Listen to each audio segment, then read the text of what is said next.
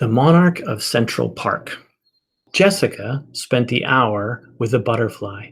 She named it Alice after her favorite animated storybook, served it tea, told it stories about her nasty Uncle Mahmoud, but that was only after it had finally settled down on the broad leaf of a miniature banyan tree. When she'd first seen the butterfly an hour ago, she had squealed with delight. Nana, a butterfly, a real butterfly. Oh, Nana, isn't it beautiful? Can I keep it? Can I? It's can, dear. Can. Try again. Tan. I can't say that. Then she had broken from her Nana's grasp and began to run around and around in tireless giddy pursuit of her butterfly.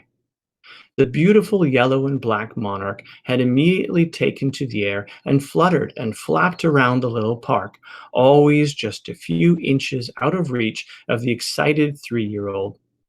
It could have never fully escaped because of the fine mesh netting that completely covered the half-acre city park to the height of the tallest tree, which was about 3 meters. And so the mad pursuit continued off and on for the better part of the hour, with only brief interruptions to picnic on the blanket with Nana. Most ordinary people couldn't afford a trip to Central Park, but Nana was no ordinary person. Nana had both money and culture, and she was determined to instill in her only granddaughter a sensibility for the finer things.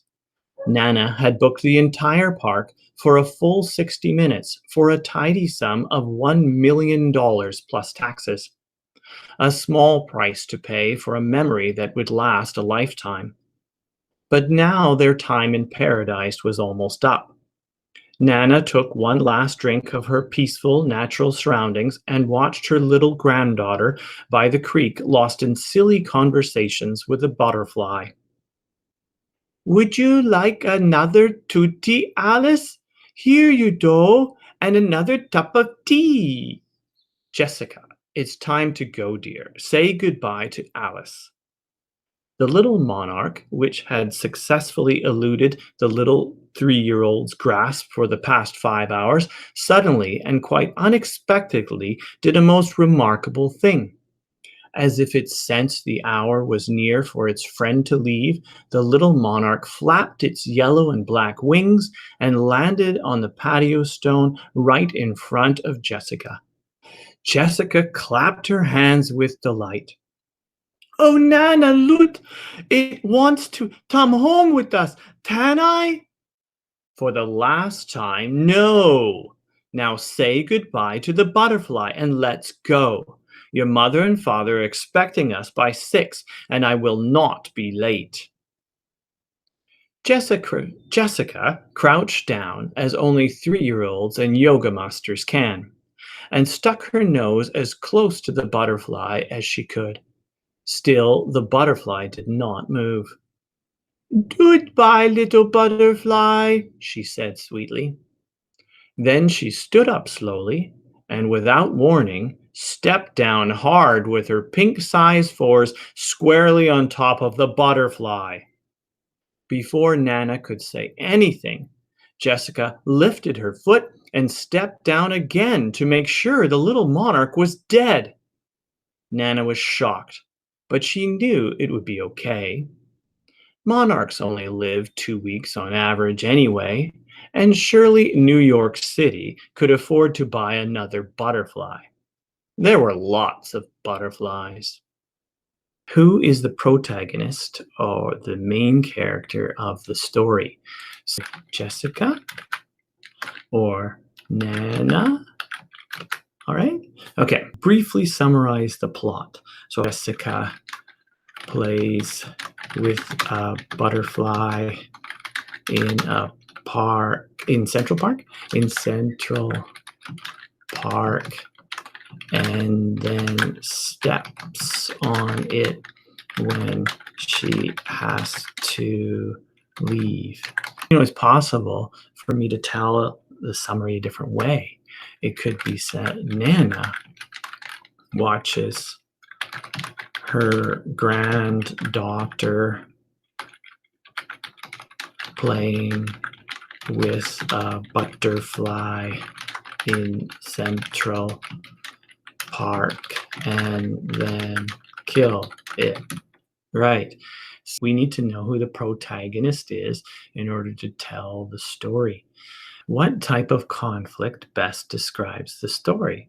If we start with Jessica, Jessica has a conflict with something in the story. One versus butterfly. Oops, no capital letter. It's not her name. Butterfly. Okay. Now, what kind of conflict is that? Well, this kind of conflict is a person versus what is butterfly? Is that another person?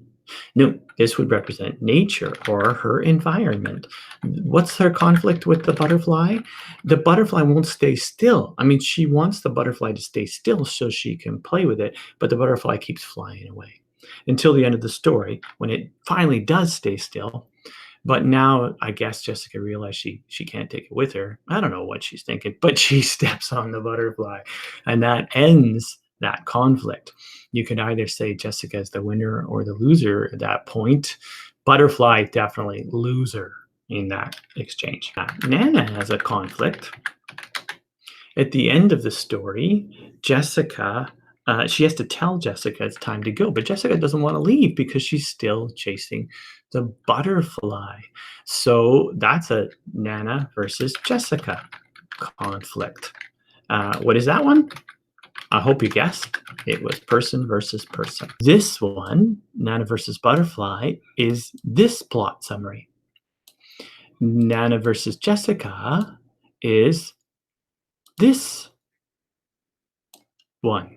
Yes, but Nana does have a little bit of a problem when Jessica kills the butterfly. Then she contemplates it for a moment. This is very weak, but she's wondering how should she react to Jessica killing the butterfly. So she's thinking inside of herself, how do I react to my granddaughter killing a butterfly? Is there a right way to react to this? And then if you remember, I don't know if you remember, but let's take a look. How does she see? Nana was shocked, right? But she knew it would be okay. Monarchs live only 2 weeks anyways. And in New York City, they got money. They could buy another butterfly. I don't know where from. And there were lots of butterflies in the world. All of these things right here are rationalizations. That means that Nana knows something's wrong, but she just rationalizes her way around it so that she doesn't feel any guilt about the fact that her granddaughter has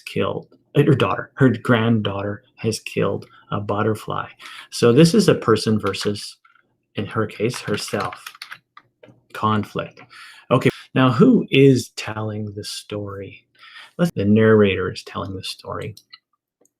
What type of ending does the story have? Although Nana and I give her a cap. Oh, but I did that in the story too. Nana and Jessica are winners. I use that word kind of strange. You could say successful, or no, let's do it proper. Resolve the conflict, which is leaving the butterfly behind. The story still has a sad ending because the butterfly, which brought them all sorts of joy, is dead. Okay, so what is the setting of the story? Now, this is really tricky. All right, so let's get place. Well, we know place. Place was where? Central Park in New York City. There you go. Does this story take place in the past, the present, or the future? Well, this story takes place in a future, and the future is not good. In the future, Central Park has been shrunk to a tiny little park and you have to pay $1 million just to go in it. So this is some kind of future, and you can extrapolate that maybe all parks are like this in the future. Maybe there's no nature anymore, and it's just all city or something like that. So the environment in the future is really, really bad. But people still look back on the past and think that nature is important, but they've destroyed nature. They've destroyed nature. Okay, now that's important because it helps us with this point right over here, which is what point does this story make about society and the future? If you read that question first, you might have been able to guess question 6, future. All right, what point does it make? Nature should be protected, appreciated, and respected. Boom. People do not respect nature, it will be destroyed. Cool. Now think about it. If that's the point of the story, we have to get that it's more than just a story about a little girl stepping on a butterfly. That's what happens in the story. That's the plot. But that's not the main point of the story. The main point is bigger. There is a larger one, and that's person versus environment. In this case, nature.